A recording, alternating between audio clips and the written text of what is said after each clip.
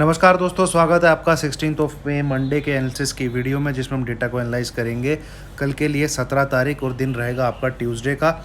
और चारों प्लेयर क्या क्या करके गए हैं, buy sell position net basis क्या ऐड की हैं, क्या घटी है, उनको एक बार एनालाइज करने की कोशिश करते हैं। Then after decoding of this data हम एक कंक्लूजन पे पहुंचेंगे कि डेटा बाई और सेल करने का है कि मतलब बाई बटन दबाने का है कि सेल बटन दबाने का। तो उसके बेस पे अगर आप ट्रेड लेते हैं तो आपसे दरख्वास्त है कि सेबी रजिस्टर्ड फाइनेंशियल एडवाइजर से ज़रूर सलाह लें, क्योंकि मैं ये वीडियो सिर्फ और सिर्फ एजुकेशनल के पर्पज़ से बना रहा हूँ। क्लाइंट को देखें तो क्लाइंट स्टॉक फ्यूचर हल्के करके गया है, इंडेक्स फ्यूचर थोड़े बहुत बाई किया है उसने। इंडेक्स की कॉल उसने निकाली है जो नेट बेसिस में उसकी बाइंग थी, और पुट वो नेट बेसिस पर राइटिंग पे था, तो पुट भी उसने अपनी निकाली है। ठीक है, तो क्लाइंट तो बेसिकली आज उसने पोजीशन अपनी हल्की की है, और जो तेज़ी वाली पोजीशन बनी हुई थी उसको कम किया है। ठीक है, चलिए एफआईज को देखते हैं। बस कर बेटा, वीडियो बनाने दे। ठीक है, एफआईज को देखते हैं तो एफआई स्टॉक फ्यूचर अच्छी खासी क्वांटिटी में बाई करके गया है। देन इंडेक्स फ्यूचर भी उसने बाई किए हैं, और कॉल थोड़ी बहुत निकाली हैं। बेसिकली फ्यूचर वाले डेरिवेटिव्स में वो लॉन्ग गया है, और पुट वो नेट बेसिस बाई में था तो वहाँ से हल्का होके गया है।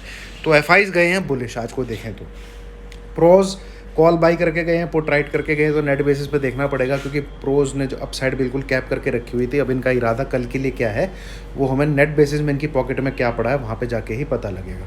तो आ जाइए दोस्तों, कुल मिला के जो अपना मुद्दा है मेन, नेट बेसिस में क्या क्या किसके पास पड़ा हुआ है उसको एक बार देखने की कोशिश करते हैं।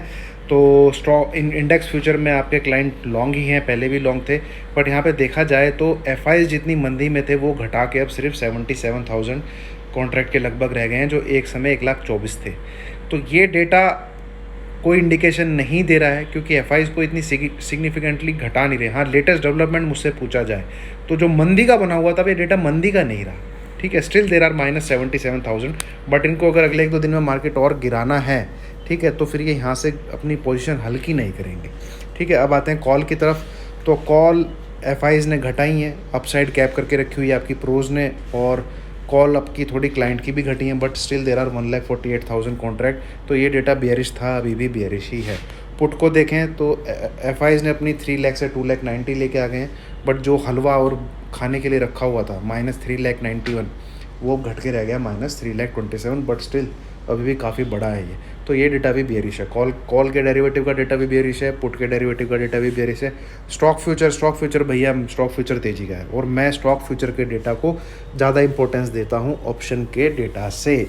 तो मेरी नज़र में देखा जाए तो ये स्टॉक फ्यूचर का जो डेटा है वो ऑप्शन में कॉल एंड पुट की जो कंक्लूज़न में हम लोग बेयरिश अपना निकालना, बेयरिश में रीड कर रहा हूँ, ये उसको नेगेट कर देता है। स्टॉक फ्यूचर उस चीज़ को नेगेट कर देता है। ठीक है, तो डेटा देखा जाए तो मैं इसको साइडवेज टू बुलिश कहूँगा, क्योंकि इंडेक्स फ्यूचर में भी कोई खास इतना कुछ हुआ नहीं है, और आपका कॉल साइड में जो अपसाइड कैप करके रखी हुई थी -2,36,000 से, वो आपके प्रोज ने घटाई भी है। ठीक है, और आपके जो तेजी में क्लाइंट बैठे हुए थे वो भी घटे हैं। तो यहाँ पे कोई नेट बेसिस में आप कहीं बेयरिशनेस ऐड नहीं हुई है, बल्कि जो परसिस्ट कर रही थी वो और हल्की हुई है। ठीक है, और पुट साइड भी वही डेटा है। ठीक है, पुट साइड जो बेयरिश का डेटा हुआ है वो हल्का हुआ है, कुछ फर्दर एड ऑन नहीं हुआ है। जो फर्दर एड ऑन चीज़ें हुई हैं वो तेज़ी की तरफ हुई हैं। ठीक है, समझिए इस चीज़ को। पुट का डेटा एफआईज का मंदी का है, वो हल्का हुआ है। आपकी पुट राइटिंग जो क्लाइंट करके बैठे हुए हैं, जो मुर्गे हैं, वो हल्के हुए हैं। इंडेक्स फ्यूचर में एफआईज इन्होंने अपनी सेलिंग को कम कर लिया है।